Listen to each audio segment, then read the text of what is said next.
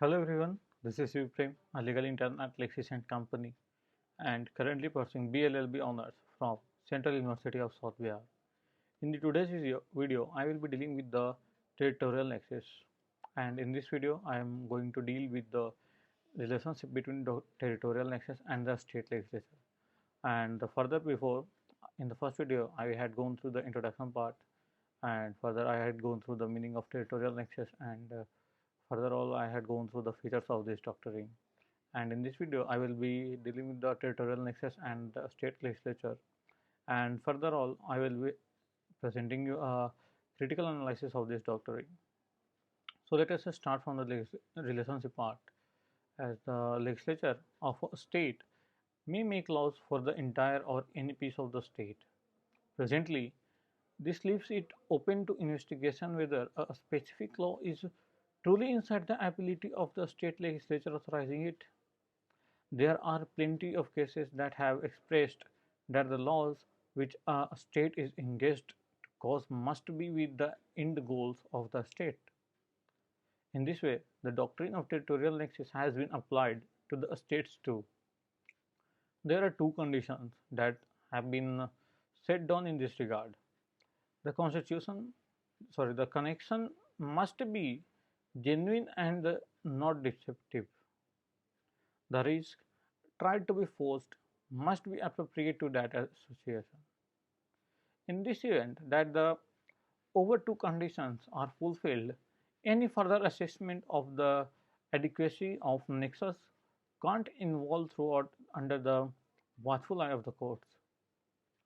In different cases, identifying with the tax assessment rules, the court have continuously expressed that it is not important that the deal or buy should happen inside the territorial limits of the state. Comprehensively, nearby exercises of purchasing or selling conveyed in the burdening intensity of the state. Given obviously, such exercises eventually bring about finished up deals or buy to be burdened. There is additionally a presumption of constitutionality that the legislature is assumed not to have suppressed its sacred forces, and a development reliable with those forces is to be put upon the laws established by the legislature. The doctrine of territorial nexus can be conjured under the accompanying conditions, as whether a specific state has an extraterritorial, extra-regional activity, if there is a regional nexus between the topic of the act and the state making the laws. It is expressed that the item to which the law is appropriate need not be genuinely situated inside the regional limits of the state. However, there must be adequate regional association with the state. A state may require an expense on an individual property, article, or exchange not just when it is arranged inside its regional cutoff points, yet additionally when it has an adequate and genuine regional association with it.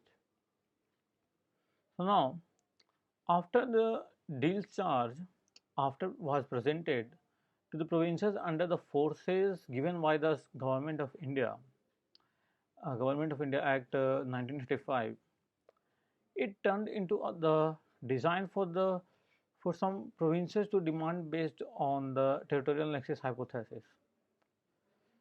Charge at a bargain, not entirely closed into the inside the domain of the provinces.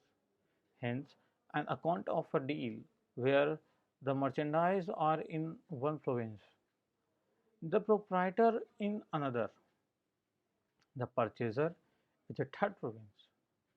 The agreement is reduced to a fourth province, and the cost paid is the fifth province, and further the products are conveyed in the sixth province. All the provinces could require a business charge.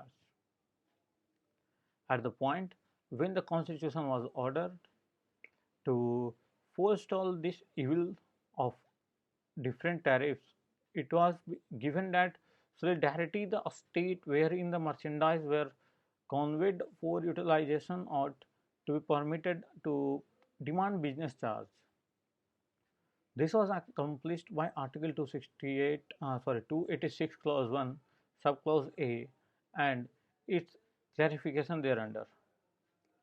Here, a portion of the cons of the applying of doctrine of territorial nexus in the case in India, in the case of in the GVK case, the court saw that if the ability to institute laws for any reason, including an unfamiliar domain, were to be added something extra to the condition 2 of Article 245, the expression for the entire or any piece of the reason of India's in provision 1 of Article 245 would turn into a simple surpluses. In a statute, surpluses is a pointless proclamation totally surplus to the reason. A state governing body is not able enough to make laws for the extraterritorial tasks. It is the employment of the parliament, and there will be an irreconcilable situation between the state and the parliament. The extent of the territorial nexus is so wide to the point that it just requires demonstrating a nexus between the item and the state. So, there are high opportunities to get surrendered by ulterior thought process. The enactment may affront the guidelines of global law, may not be perceived by unfamiliar courts, or there might be useful challenges in implementing. The doctrine of territorial nexus permits the impact of law outside the territorial furthest reaches of the country for additional territorial purposes.